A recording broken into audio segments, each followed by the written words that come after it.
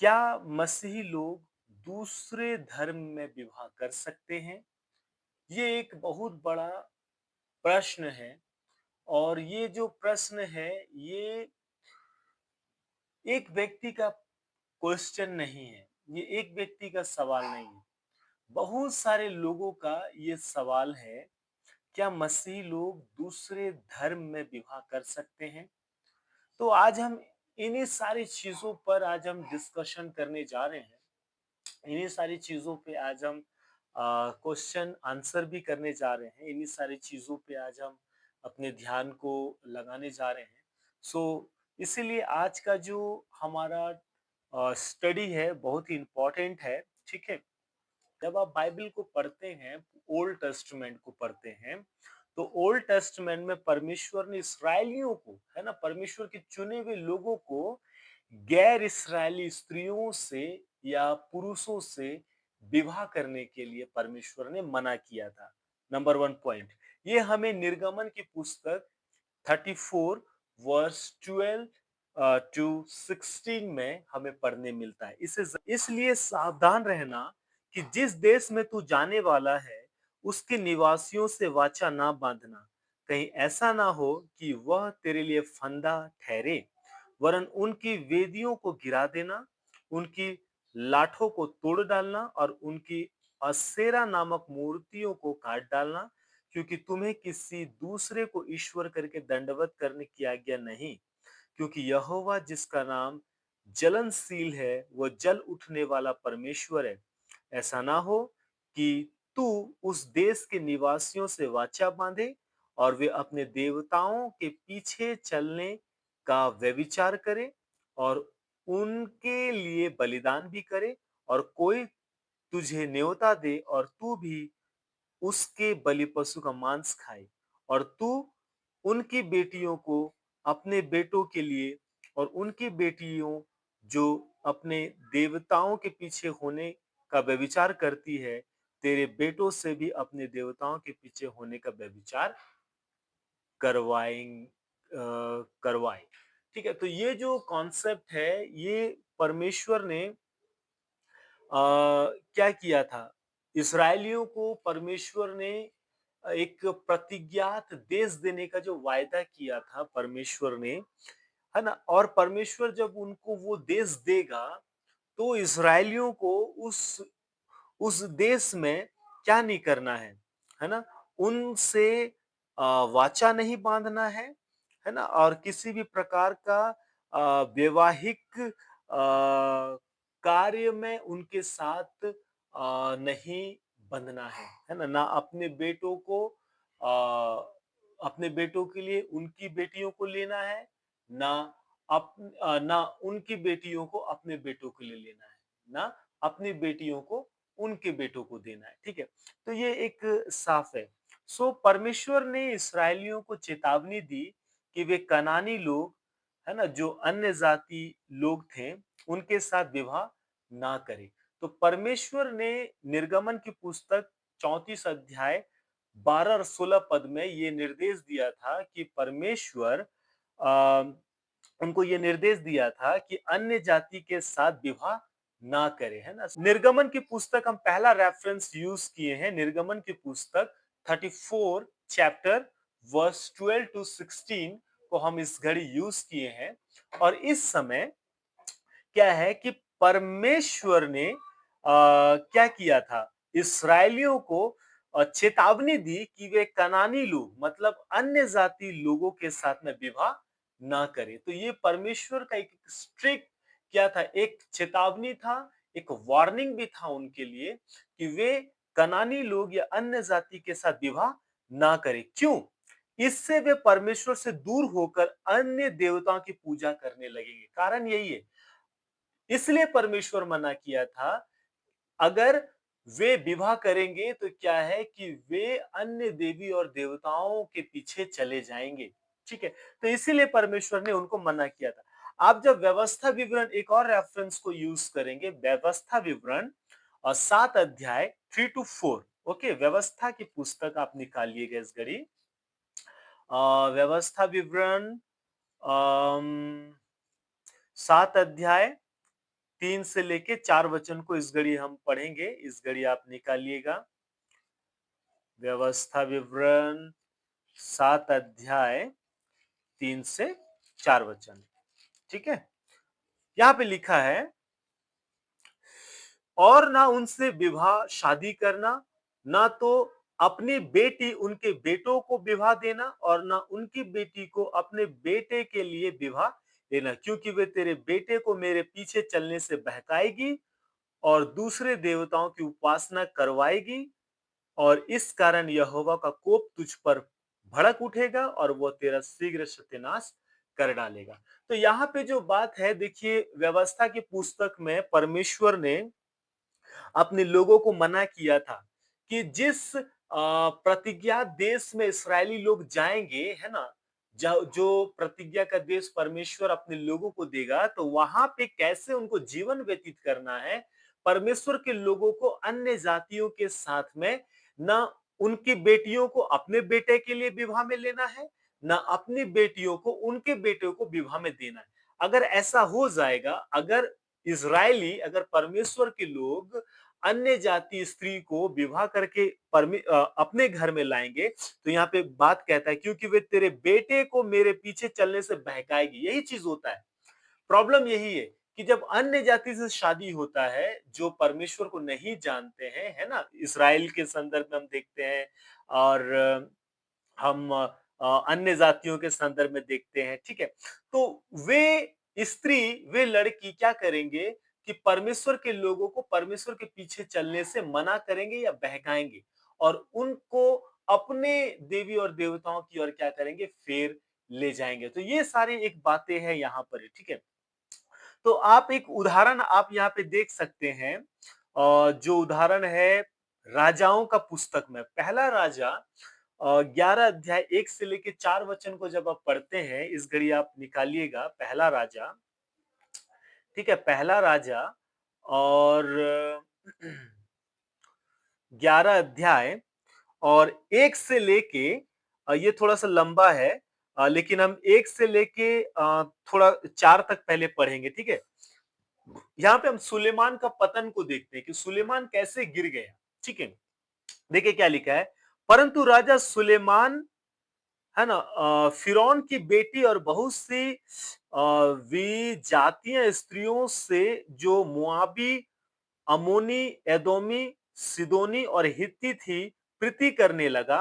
वे उन जातियों की थी जिनके विषय में यहोवा ने इसराइलियों से कहा था, तुम उनके मध्य में ना जाना और ना वे तुम्हारे मध्य में आने पाए।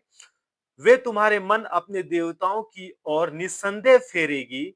उन्हीं की प्रीति में सुलेमान लिप्त हो गया।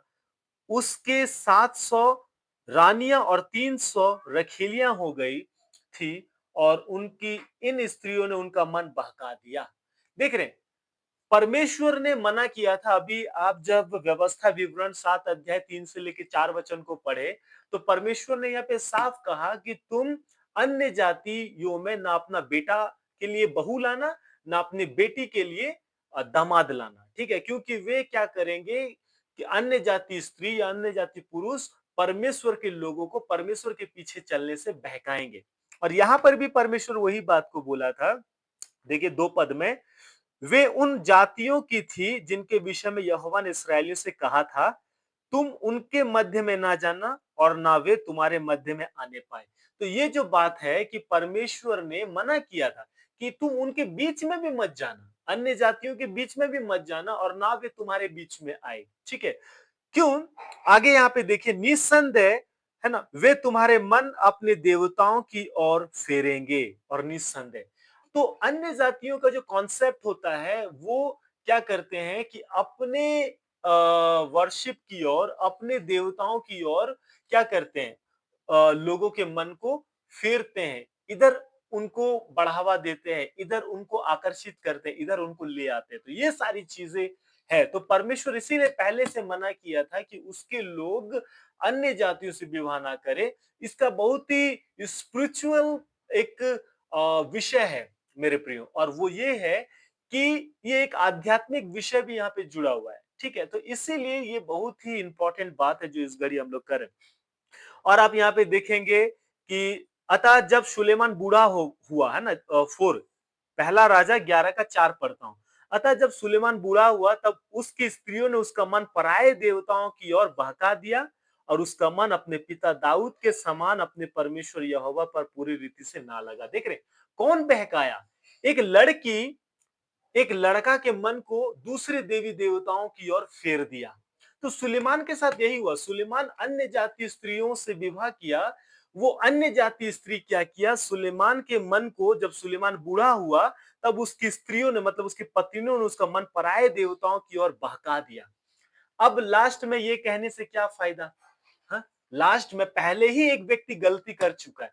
देखिए जब परमेश्वर की आज्ञाओं का जब हम अवहेलना करते हैं, परमेश्वर की आज्ञाओं को जब हम दरकिनार करते हैं और अपनी इच्छाओं को, अपनी मर्जी को जब हम सर्वोपरि रखते हैं, उसको हम आगे रखते हैं और परमेश्वर की आज्ञाओं को देखिए परमेश्वर का आज्ञा है कि हमें अन्य जाति लड़का से भी शादी नहीं करना है ना अन्य जाति लड़की से शादी कर क्योंकि वो कितना भी सुंदर हो कितना भी पैसा वाला हो कितना भी उसका कद समाज में बड़ा हो वो कोई मायने नहीं रखता बस परमेश्वर का आज्ञा हमें अनुसरण करना परमेश्वर की आज्ञाओं को पूरा करना देखिए इसका परिणाम क्या होता है सुलेमान के जीवन में ये हुआ कि सुलेमान परमेश्वर की आज्ञा का पालन नहीं किया और उसकी स्त्रियों ने सुलेमान के मन को क्या किया अपने देवताओं की ओर फिर दिया था सुलेमान भी क्या हो गया भटक गया दूसरे देवी और देवताओं के पीछे वो चला गया उनकी स्त्रियों ने सुलेमान के मन को अपने ईश्वर की ओर फेर लाया तो ये वो डेंजर जोन सुलेमान के जीवन में उत्पन्न हो गया और देखिए यहाँ पे सुलेमान क्या कर रहा है ना 5 वचन में देखिए क्या लिखा है सुलेमान तो सिदोनियों की अस्तोरित नामक देवी और अमोनियों के मिलकोम नामक घृणित देवता के पीछे चला अब देखिए यहाँ पे सुलेमान जो है उनके स्त्रियों के देवी देवताओं के पीछे चल रहा होना तो ये चाहिए था कि उनका स्त्री सुलेमान के ईश्वर के पीछे चले हाँ लेकिन हुआ नहीं ऐसा तो कई बार हम लोग ये सोचते हैं ना एस्टर डोंट डिस्टर्ब बेटा है ना हम लोग कई बार क्या गलत सोच रखते हैं कि अरे अन्य जाति से हम शादी कर लेंगे अन्य जाति स्त्री को हम क्रिश्चियन बना लेंगे हम उससे शादी कर लेंगे और उसको क्रिश्चियन बना लेंगे लेकिन होता नहीं है कई बार लोग शादी करने के लिए क्रिश्चियन बनते हैं लेकिन उनके जीवन में वे उद्धार नहीं पाए हुए रहते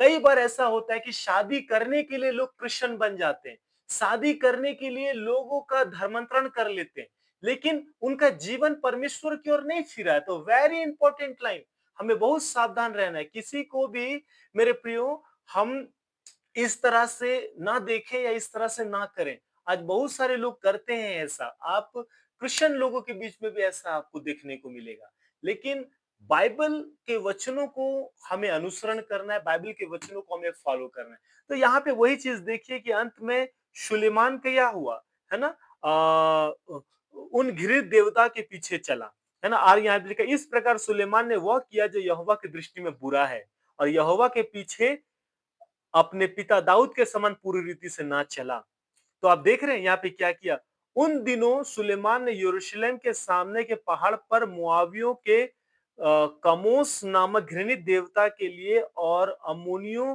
के मोलेक नामक घृणित देवता के लिए एक ऊंचा स्थान बनाया अब यहां तक किया और अपनी सब विजातीय स्त्रियों के लिए भी जो अपने अपने देवताओं को धूप जलाती और बलिदान करती थी उसने भी ऐसा किया तो अब देखिए कि सुलेमान का जीवन कहां चला गया बाइबल में सुलेमान सबसे बुद्धिजीवी व्यक्ति था सबसे ज्ञानवान व्यक्ति था परमेश्वर ने उसको अपना बुद्धि दिया लेकिन आज सुलेमान क्या कर रहा है अन्य जाति लड़की से शादी कर लिया और उस अन्य जाति लड़कियों ने सुलेमान के मन को परमेश्वर से दूर हटा के अपने देवी देवताओं की ओर लेकर चला गया और सुलेमान अपने उस पत्नियों के लिए मंदिर बनवा रहा है और उसके साथ वो भी उसके पीछे आराधना कर रहे देख रहे कितना डेंजर जोन में चला गया मैं क्यों हमेशा इस बात को कहता हूं मैं नहीं कहता बाइबल के साथ मैं ये बात क्यों हमेशा बंद करता हूं कि अन्य जाति स्त्री से अन्य जाति पुरुष से शादी नहीं करना है उसका कारण बहुत बड़ा है कारण ये है कि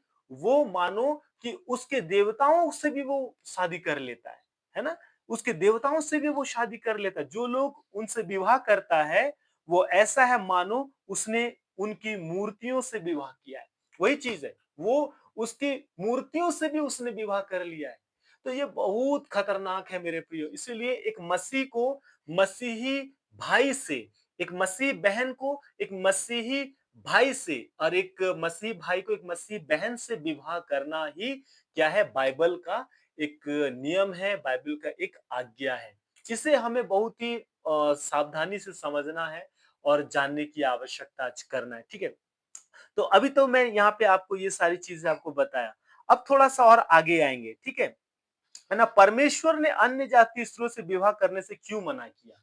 अब ये एक सवाल है कि परमेश्वर ने अन्य जाति स्त्रियों से विवाह करने को क्यों मना किया? या अन्य जाति लड़कों से विवाह करने के लिए क्यों मना किया? क्या कारण है? और इसका कारण मेरे प्रियो, है ना? अ, बल्कि इसके पीछे गहरे आध्यात्मिक और नैतिक उद्देश्य थे। परमेश्वर कभी भी हमें कुछ काम करने से मना करता है तो उसके पीछे उसका ईश्वरीय दृष्टिकोण होता है ना? उसके पीछे परमेश्वर का एक आध्यात्मिक विषय होता है ना? तो इसके विषय हम थोड़ा-सा देखेंगे इस समय। आध्यात्मिक शुद्धता और निष्ठा की यहाँ पे बात आती है। जब परमेश्वर हमें मना करता है कि अन्य जाति पुरुष से शादी मत करो, अन्य जाति स्त्री से शादी मत करो, जो परमेश्वर को नहीं जानता है, उसके पीछे एक गहरे आध्यात्मिक नैतिक उद्देश्य होता है परमेश्वर। एक गहरा आत्मिक बात छिपा हुआ होता है, जो कई बार हम लोग नहीं समझते। कई बार लोग क्या करते हैं, मैंने देखा है कि उतने गहराई से नहीं उतरते हैं, बाइबल के इन बातों को समझने के लिए उतनी गहराई से लोग नहीं उतरते हैं, है ना? तो मेरे प्रिय देखिए, आध्यात्मिक शुद्धता और निष्ठा की यहाँ बात जुड़ी हुई है ना? परमेश्वर ने इसराइल को एक पवित्र और कैसे चुना था? एक पवित्र और चुना हुआ राष्ट्र बनाया था। जब आप इसराइल को देखते हैं तो परमेश्वर ने उनको अपना निज भाग करके चुना था, पवित्र प्रजा करके परमेश्वर ने इसराइल को चुना था। एक राष्ट्र बनाया था उसने, जो केवल एक सच्चे परमेश्वर की आराधना करने के लिए बुलाया गया था। इसराइल को परमेश्वर ने एक राष्ट्र घोषित किया था, पवित्र लोग घोषित किया था और उसकी आराधना करने के लिए उनको तैयार किया था। ये एक आध्यात्मिक बात है। तो इसी प्रकार परमेश्वर ने हमें भी आज यीशु मसीह में चुना है। परमेश्वर ने हमको यीशु मसीह में बुलाया है और हमें पवित्र बनाया है, हमें धर्मी बनाया है, ताकि हम केवल और केवल उस जीवित परमेश्वर की आराधना करें और उसे अपने जीवन से महिमा दें। That's all. ओके, ये एक बात है। उसके बाद आगे ये है, अन्य जाति लोग मूर्ति पूजा और झूठे देवताओं की उपासना करते थे। पुराने नियम में आप चले जाओगे तो वहां पे आप देखोगे परमेश्वर इसीलिए मना किया क्योंकि वे एक झूठे देवताओं की उपासना करते थे जो ईश्वर नहीं है, उसकी भी आराधना करते थे। तो इसीलिए भी परमेश्वर ने उनको मना किया, है ना? तो वहां पे नस्ल का भी चेंज हो जाता है, जैसे कि मैंने कल बात कर रहा था ना कि कई पीढ़ी क्या हो जाती है, नस्ल चेंज हो जाती है और वो जीवित परमेश्वर से हटके वो झूठे पद में वो चले जाते हैं, अन्य देवी देवताओं के पद में वो चले जाते हैं। तो ये सारी चीजें यहाँ पे गहरी बातें छिपी हुई है, ठीक है? तो ऐसे विवाहों से इसराइलियों के विश्वास के कमजोर होने और मूर्ति पूजा में पड़ने का खतरा था, जैसे कि सुलेमान के साथ हुआ।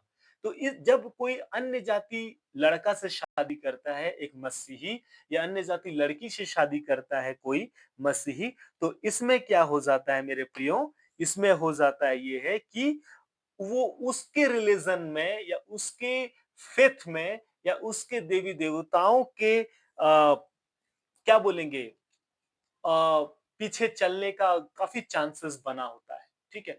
तो यहाँ पे देखिए आत्मिक परिपक्वता की बातें कि एक विश्वासी के जीवन में आध्यात्मिक लेवल इतना ऊपर रहे कि वो डिसीजन लेने के लिए इस बाइबल के पास आए, है ना? इस बाइबल के पास आए। अभी जैसा मैं आपको बता रहा हूँ बाइबल के वचनों से, कोई और पास्टर आएगा, कोई और सेवक आएगा, वो ये बोलेगा नहीं नहीं नहीं नहीं नहीं, आप कर सकते हैं अन्य जाति स्त्री से शादी, आप कर सकते हैं अन्य जाति लड़कों से शादी। अरे जब आप अन्य जाति लड़कों से लड़कियों से शादी करेंगे तो क्या है कि वहां पर ही वे लोग बोलेंगे कि आप उनको मसीह के लिए जीत सकते हैं। इस तरह का लोग बात करते हैं, लेकिन मैं बोलता हूं ये गलत है, ये गलत है। मेरे प्रियो देखिए, इस तरह से बाइबल में कोई आज्ञा नहीं है कि हम अन्य जाति से शादी करें और उसको मसीह के लिए जीत लें। ये रॉन्ग टीचिंग है, ये गलत शिक्षा है।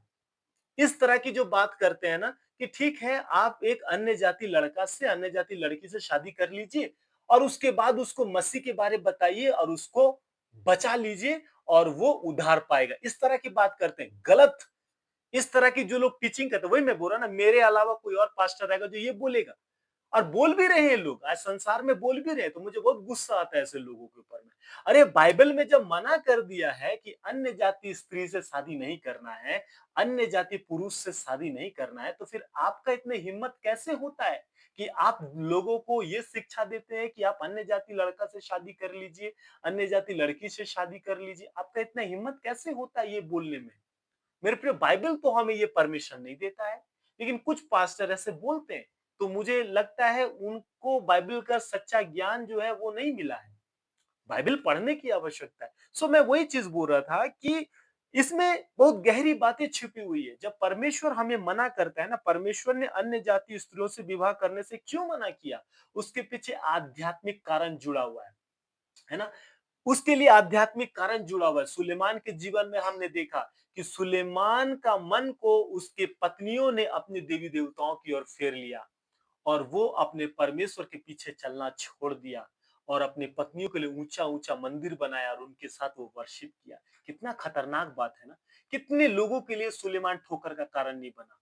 हमें लोगों के लिए ठोकर का कारण नहीं बनना है। मेरे भाई बहन जो भी मुझे सुन रहे हैं, मैं बड़ा स्ट्रिक्ट, मैं बहुत खरा बोलता हूँ, है ना? इसीलिए मेरे साथ ज्यादा लोग जुड़ते नहीं है। मैं सीधा सीधा बोलने वाला हूँ। मैं एकदम जो है सो फैक्ट बोलने वाला हूँ। इसीलिए मेरे साथ ज्यादा लोग जुड़ते नहीं। मैं चिकनी चुपड़ी बातें बोलने वाला व्यक्ति नहीं हूँ। जो है सो उसी को बोलता हूँ। सच को सच बोलता हूँ, झूठ को झूठ बोलता हूँ। तो आपको अन्य जाति लड़का से शादी नहीं करना है, अन्य जाति लड़की से भी शादी नहीं करना है। ये बाइबल में हमें मना किया गया है। ठीक है? अब क्या होता है कि बहुत सारे क्रिश्चियन जो टीनेजर, जो यूथ होते हैं, वे लोग लव का चक्कर कर लेते हैं स्कूल में, कॉलेजेस में या फिर अपने फ्रेंड सर्कल में। एक दूसरे लड़का लड़की क्या करते हैं, एक दूसरे को पसंद करते हैं और अब प्रेम के आगे तो सब झुक जाता है, इस तरह की बातें। अब प्रेम में वो लोग क्या करते हैं कि लव मैरिज। लेकिन भाई, आप जिसके साथ कर रहे हो, क्या बाइबल आपको परमिशन देती है? आपके जीवन में परमेश्वर क्या आपको बाइबल देती है? हमारा अधिकांश मित्र मसीही मित्र होना चाहिए। अधिकांश ज्यादा दोस्त, ज्यादा मित्र मसीही होना चाहिए। चर्चेस में हमारे लोग होने चाहिए जो हमारे मित्र हैं, जो हमारे भाई हैं, हमारे बहन हैं। मेरे प्रियो, मैं ये नहीं कह रहा कि संसार में हमें दोस्ती नहीं करना चाहिए। मैं ये नहीं कह रहा कि संसार के साथ हमें कोई रिश्ता नहीं रखना चाहिए। मैं कह रहा हूँ, लेकिन संसार के साथ जब हम दोस्ती रखते हैं, रिश्ता रखते हैं, तो मसीह का प्रेम को प्रदर्शित करना है। संसार के साथ जब हम दोस्ती रखते हैं, संसार के लोगों के साथ हम रिलेशन रखते हैं, तो हमारा एक माइंडसेट होना चाहिए कि उनको हम उद्धार के बारे बताएं, उनको हम उद्धारकर्ता के बारे बताएं। हमारा ये कॉन्सेप्ट होना चाहिए, ना कि हम उनके जैसा बन जाएं। No no no no. हमें प्रभु ने बोला, तुम जगत की ज्योति हो। जो नगर पहाड़ पर बसा हुआ है वो छिप नहीं सकता और लोग दिया जलाकर पैमाने के नीचे नहीं रखते। मेरे प्रियो, आप इस संसार के नमक हो और आपकी जरूरत पूरे संसार को है। तो मेरे प्रियो, आप ही वो नमक हो, आप ही वो लाइट है जिसकी जरूरत पूरे वर्ल्ड को है। तो इसीलिए मेरे प्रियो, अपने जीवन का नमकीनपन को, अपने जीवन के उस लाइट को मत खोइएगा अन्य जाति स्त्री से, अन्य जाति पुरुष से विवाह करके। मैं बहुत स्ट्रिक्ट में बोल रहा हूं आज। ठीक है? और ये मैसेज हर एक मसीही भाई बहन के लिए है ना। मैं तो पोल भी डाला था, मैं पोस्ट भी डाला था यूट्यूब चैनल में, लेकिन देखिए लोग नहीं आए, लोग नहीं सुनते हैं। एनीवे, लोग नहीं सुनने से क्या सच्चाई बदल जाएगी? नहीं बदलेगी सच्चाई मेरे प्रियो, कोई बात नहीं। लेकिन मैं तो बोलूंगा, है ना, जहां मुझे अवसर मिले मैं बोलूंगा। अब यहाँ पे वही चीज हम देखें कि परमेश्वर ने अन्य जाति स्त्रियों से विवाह करने से क्यों मना किया और उसका कारण अभी हमने आपको गिनाया है। ठीक है? अब यहाँ पे आते हैं मेरे प्रियो। परमेश्वर ने इसराइलियों से वाचा बांधा था, है ना, और उस वाचा का पालन इसराइलियों को भी करना था। मतलब परमेश्वर के प्रेम में, परमेश्वर की आज्ञाकारिता में और परमेश्वर के पीछे चलने में उन्हें भी वफादार होना था, है ना। परमेश्वर ने इसराइल के साथ एक विशेष वाचा बांधी थी, जिसमें उन्हें उसकी आज्ञाओं का पालन करने और अन्य देवताओं से दूर रहने का आदेश दिया था। ना सिर्फ परमेश्वर ने उनको अपने आज्ञा मानना, उसकी आराधना करना, बल्कि साथ ही साथ दूसरे देवी देवताओं से सावधान रहने की भी चेतावनी दिया था।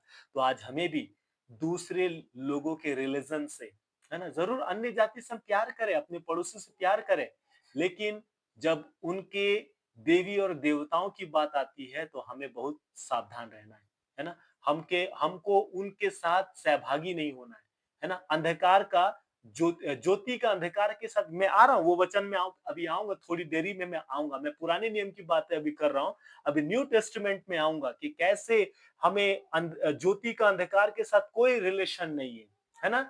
और मेरे प्रियो, मैं आऊंगा इस पे, तो मैं अभी वही चीज बोल रहा हूँ। तो परमेश्वर ने वाचा बांधा था अपने लोगों के साथ में कि परमेश्वर के लोगों को परमेश्वर के साथ वफादार रहना है और अन्य देवी देवताओं से भी उनको दूर रहना है, अन्य देवी देवताओं से भी उनको बचे रहना है, अन्य लोगों के देवी देवताओं के पीछे उनको नहीं हो लेना है। ये चीज है, बड़ा स्ट्रिक्ट परमेश्वर ने पुराने नियम में कहा था, ठीक है। यहाँ पर वो तो अन्य जाति विवाह इस वाचा को तोड़ने का कारण बन सकते हैं। अगर अन्य जाति में अगर इसराइल कोई विवाह करता है, कोई मसीही भाई बहन अगर विवाह करता है अन्य जाति लोगों से, तो परमेश्वर का वाचा तोड़ने का यहाँ पे बात आता है। तो बोलता है परमेश्वर मुझे तेरी जरूरत नहीं है, मैं चला अन्य जाति लड़का से शादी करने, मैं चला अन्य जाति लड़की से शादी करने, मुझे नहीं चाहिए तेरा वाचा, मुझे नहीं चाहिए तेरा वचन, मुझे नहीं चाहिए तू। तो ये कहना होता है, जब एक व्यक्ति अन्य जाति लड़की से, अन्य जाति लड़का से शादी करता है तो उसका बहुत गहरा प्रभाव पड़ता है।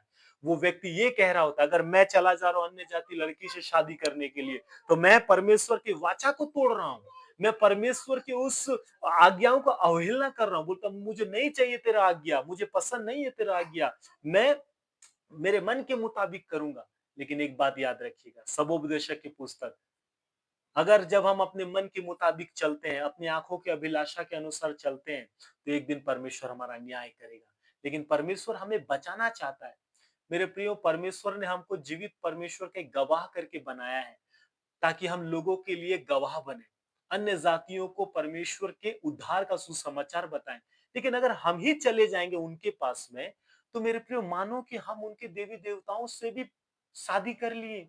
ऐसे बड़े बड़े परमेश्वर के दास बोलते हैं ना, मैं जब इसे रिसर्च करा तो वही मिला, जो लोग उनसे विवाह करता है वो ऐसा है मानो उसने उनकी मूर्तियों से विवाह किया है। जो लोग अन्य जाति लड़का से लड़की से शादी करता है, सिर्फ वो लड़का लड़की से शादी नहीं हो रहा, लेकिन उस लड़का की देवी और देवताओं से भी वो शादी कर रहा है, क्योंकि वो लड़का तो अन्य जाति है और वो अपने देवी और देवताओं का क्या है, वो उसका अनुयायी है। तो ये बहुत इंपॉर्टेंट बात है जो मैं आपके साथ कर रहा हूं, है ना। क्योंकि वे विवाह अक्सर सांस्कृतिक और धार्मिक मिश्रण को बढ़ावा देते हैं।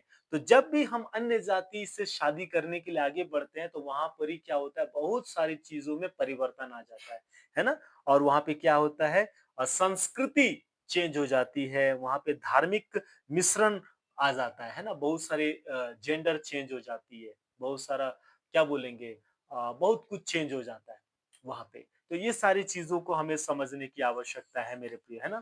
तो नैतिक और सामाजिक प्रभाव भी इसमें बहुत गहरा प्रभाव पड़ता है ना। तो जैसे हमने बोला परमेश्वर ने अन्य जाति स्त्रियों से विवाह करने से क्यों मना किया, तो इसका हमने एक पहला कारण देखा कि आध्यात्मिक शुद्धता और निष्ठा की बात यहाँ पे आती है। और दूसरी बात ये आती है नैतिक और सामाजिक प्रभाव, है ना। अन्य जाति के साथ विवाह से इसराइल की विशिष्ट पहचान और नैतिकता मापदंड खतरे में पड़ सकते थे। अगर अन्य जाति लड़की से, अन्य जाति लड़का से अगर कोई शादी करेगा, तो उनका जो विशिष्ट पहचान है, परमेश्वर ने आपको एक विशिष्ट पहचान दिया है। आप जब इस बाइबल में पढ़ते हैं तो पता है बाइबल आपको क्या कहती है। आप मेरे साथ निकालिए, आपको परमेश्वर ने क्या कहा है। पहला फर्स्ट पीटर चैप्टर 2 वर्स 9 में यहाँ लिखा है, पर तुम एक चुना हुआ वंश और राजपदधारी, याजकों का समाज और पवित्र लोग और परमेश्वर की निज प्रजा हो, इसलिए कि जिसने तुम्हें अंधकार में से अपनी अद्भुत ज्योति में बुलाया उसके गुण प्रकट करो। तुम परमेश्वर का क्या हो, निज प्रजा हो, चुना हुआ वंश हो, राजपदधारी हो, याजकों का समाज, इतना सारा पदों से परमेश्वर ने, विशिष्टता से परमेश्वर ने आपको नवाजा है, ताकि तुम परमेश्वर के गुण प्रकट करो, जिसने तुमको अंधकार में से अपनी अद्भुत ज्योति में बुलाया। तो अन्य जाति विवाह में यही होता है कि आज परमेश्वर ने मुझको अंधकार से अपनी अद्भुत ज्योति में बुलाया है और फिर मैं जो अंधकार में पड़ा हुआ है उससे मैं विवाह करने के लिए चला जाऊंगा। ये तो बड़ा रॉन्ग कॉन्सेप्ट है ना। ये तो बड़ा गड़बड़ कॉन्सेप्ट आ गया। अब थोड़ा सा सोच के देखो कि एक समय में हम अंधकार में पड़े हुए थे, पाप में डूबे हुए थे, पाप में मरे हुए थे। प्रभु यीशु मसीह हमें उस पाप से, अंधकार से निकाल के अपनी अद्भुत ज्योति में लाया और आज मैं अन्य जाति लड़का से या अन्य जाति लड़की से शादी करने के चला जा रहा हूँ जो अंधकार में पड़ा हुआ है। तो अंधकार से परमेश्वर ने मुझको निकाला, अपनी अद्भुत ज्योति में लाया और आज मैं चला गया जो व्यक्ति अंधकार में है, अन्य जाति है, उससे शादी करने के लिए। तो समझ रहे हैं क्या हुआ? तो क्या मैं परमेश्वर के गुणों को प्रकट किया? क्या मैं उसकी ज्योति को प्रकट किया? तो यही गलती बहुत सारे आज के टीनेजर युवा कर रहे हैं। आज के बहुत सारे पेरेंट्स इस बात को समझ नहीं पा रहे हैं। वो कहते हैं कि नहीं नहीं, अब हम समाज में रहते हैं, हम मनुष्य जिसको पसंद आए उससे कर सकता है। भाई, मसीहत ऐसा नहीं है। मसीहत परमेश्वर के इच्छा अनुसार चलने वाला एक क्या है, एक पुल है, एक रास्ता है।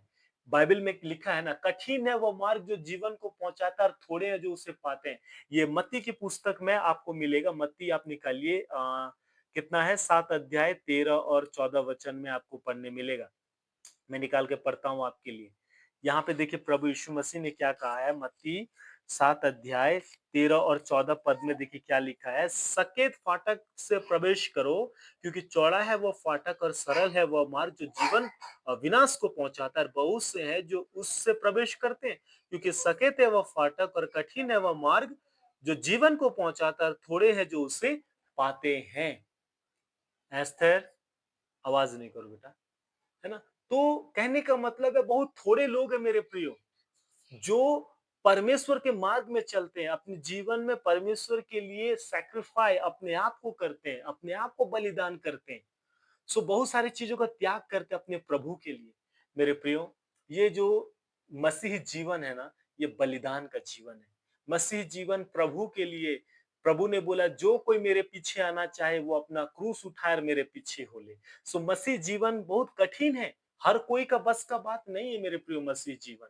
तो इसीलिए बाइबल कहती है, क्योंकि सकेत है वह फाटक और कठिन है वह मार्ग जो जीवन को पहुंचाता है, थोड़े हैं जो उसे पाते हैं। थोड़े हैं जो पाते हैं। लेकिन आज के बहुत सारे क्रिश्चियन परिवार में ये देखने को मिलता है कि वे अपने बेटों के लिए अन्य जाति परिवार से बहू लेकर आते हैं। ये सोचते हैं कि अरे, इनको हम लोग क्रिश्चियन बना लेंगे। अरे वाह! कहाँ से ये सब लेकर आते हो कॉन्सेप्ट? कहाँ, कौन तुमको ये सारा ज्ञान दे दिया? कहाँ से ये सारी शिक्षाओं को तुमको मिल गया? बाइबल में तो मुझे नहीं मिला। लेकिन आज ये सारा चीज चल रहा है, तो हमें इन सारी चीजों से सावधान रहना है मेरे प्रियो। देखिए, एक विवाह एक ऐसी चीज है, विवाह एक ऐसा टॉपिक है, परमेश्वर की नजर में बहुत बड़ी बात है। इब्रानी की पुस्तक में लिखा है कि विवाह सब बातों में आदर के योग्य समझा जाए और विवाह बिछोना निष्कलंक रहे, क्योंकि परमेश्वर व्यभिचारियों का न्याय करता है। इस बाइबल में लिखा है। सो परमेश्वर विवाह को बहुत उच्च स्तर का एक सम्मान से नवाजा है मेरे प्रियो। तो इसीलिए परमेश्वर ने हमको अंधकार में से अपनी अद्भुत ज्योति में लाया है। हमें एक विशिष्ट पहचान परमेश्वर ने दिया है। तो मेरे प्रियो, हम इस विशिष्ट पहचान को ना खोएं।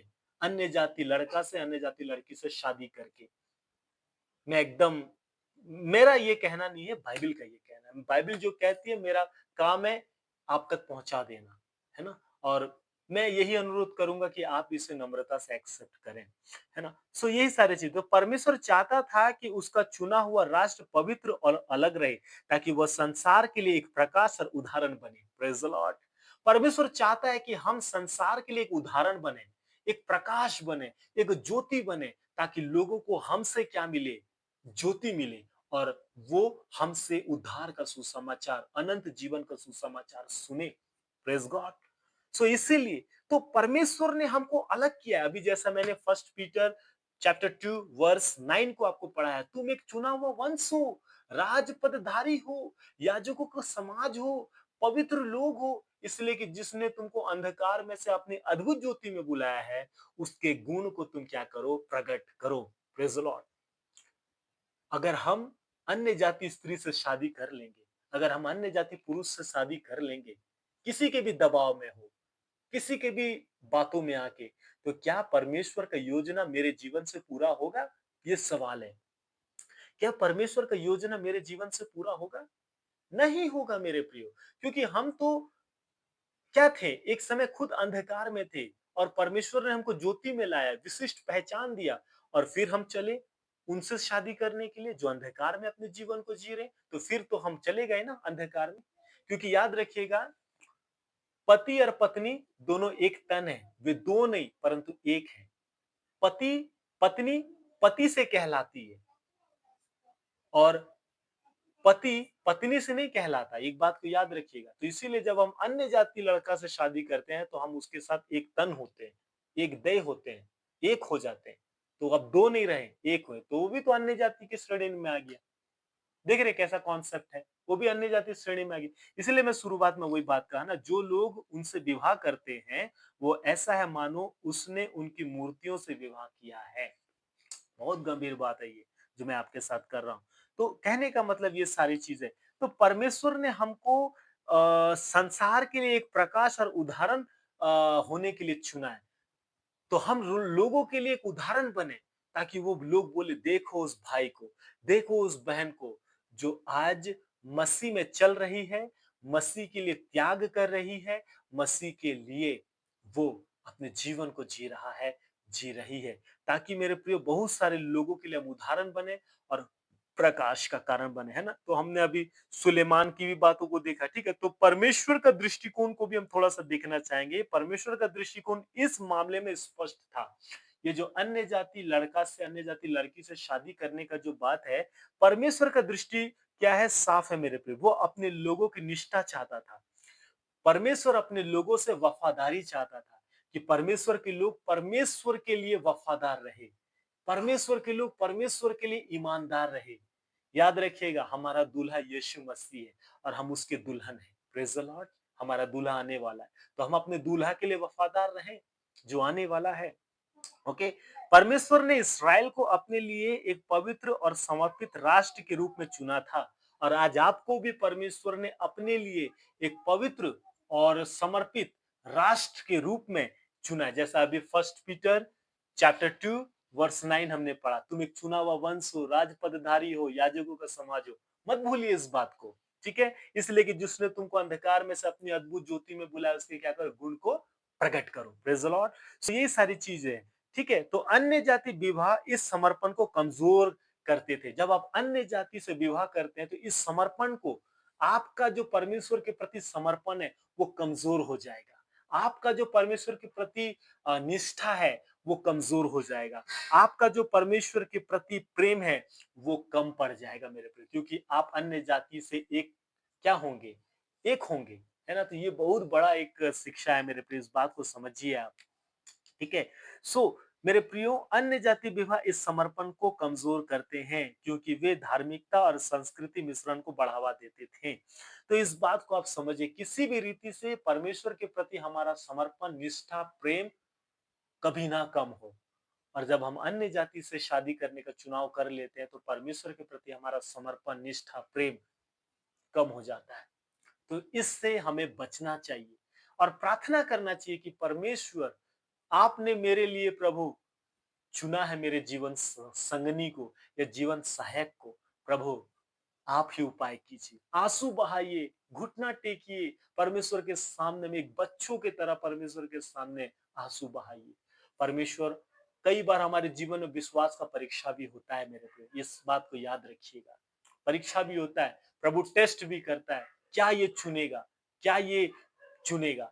परमेश्वर चाहता है कि हम उसके मार्ग को चुने। परमेश्वर, है ना, चाहता है। सो जब सुलेमान अन्य जाति स्त्री से शादी किया तो परमेश्वर सुलेमान को क्या हुआ, बहुत क्रोधित हुआ और उससे दंडित भी किया मेरे प्रियो, है ना। सो इन सारी चीजों को आप जरूर समझें, ठीक है। तो ये सारी चीजें हैं। अब एक और चीज मैं आपके साथ करना चाहूंगा, जो बात है, मैं ज्यादा बात नहीं करूंगा, आप लोगों से बातचीत करना चाहूंगा मैं, ठीक है। सो दूसरा कुरंथ 6 अध्याय का 14 वचन को इस घड़ी हम थोड़ा सा पढ़ना चाहेंगे, ठीक है। तो मैं ज्यादा नहीं जाऊंगा इस पे। मैं आशा करता हूं कि आप समझदार हैं, आप समझ गए हैं कि मैं क्या बोलना चाह रहा हूँ और बाइबल क्या सिखाना चाह रही है ना? तो दूसरा कुरंथ कितना है? 6 का 14 है ना? दूसरा कुरंथ 6 का 14 में देखिए क्या लिखा है? आप बाइबल निकालिए। असमान जुए में ना जूतो, ठीक है? अविश्वासियों के साथ असमान जुए में ना जूतो, क्योंकि धार्मिकता और अधर्म का क्या मेल-जोल, या ज्योति और अंधकार की क्या संगति, और मसीह का बलियाल के साथ क्या लगाव? क्या या विश्वासी के साथ अविश्वासी का क्या नाता? मूर्तियों के साथ परमेश्वर के मंदिर का क्या संबंध? क्योंकि हम तो जीवित परमेश्वर के मंदिर हैं, जैसा परमेश्वर ने कहा है। समझ में आया? ये क्या है? आसमान, ये हमें दूसरे लोगों, जो अन्य जाति लोगों के साथ में है ना, जैसा बिजनेस के मामले में हो, है ना, कुछ कारोबार करने के मामले में हो, या फिर कहे तो विवाह के संदर्भ में भी हो, तो मेरे प्रियो, ये आसमान जुआ हो जाता है ना। आप कभी भी देखेंगे कि जब खेत में हल जोता जाता है, तब असमानता नहीं होती है ना। उसका क्या होता है कि बैल है तो बैल को बैल के ही साथ जोता जाता है ना, बैल के साथ घोड़ा को नहीं जोता जाता है ना, या गधे को नहीं जोता जाता है, बैल को बैल के ही साथ जोता जाता है। तो दोनों का समानता होते, तो वही ज्योति का अंधकार के साथ क्या मेल जोल? आप ज्योति में हैं, आप यीशु मसीह में ज्योति हैं। आपका अन्य जाति पुरुष से, अन्य जाति स्त्री से विवाह का क्या मतलब? सीधी सी बात है, क्या मतलब? कोई मतलब नहीं है ना। और आगे वही कहता है क्या मेल-जोल, और ज्योति और अंधकार का क्या संगति, और मसीह या बलियाल के साथ क्या लगाव, है ना? तो ये सारी चीजें हैं मेरे प्रियो। तो हमारा क्या संबंध है अन्य जातियों के साथ में? कोई संबंध नहीं, है ना? क्योंकि हम ज्योति हैं। मसीह ने हमको अंधकार में से अपनी अद्भुत ज्योति में बुलाया है, ताकि हम उसके गुण प्रकट करें, हम एक उदाहरण बने लोगों के लिए, एक रोल मॉडल बने, है ना? ताकि हमारे जीवन को देख के बहुत सारे एक हम लोगों के लिए प्रेरणा का एक जीवन बने लोगों के लिए। Praise the Lord. सो ये सारी चीज़ें हैं, है ना? सो मैं आशा करता हूँ, मैं ज़्यादा और नहीं बोलूँगा, और भी कुछ-कुछ बोलना था मुझे, लेकिन मैं पुराने नियम की बातों को बोला और नए नियम की कुछ बातों को बोला। आगे के लिए मैं छोड़ देता हूँ, आगे मैं फिर इस टॉपिक पे थोड़ा-सा और बात करूँगा, ठीक है? जब जैसे मुझे समय मिलता है। सो प्रभु आशीष दे। आज के इस वचन पे आइए छोटा-सा प्रार्थना करेंगे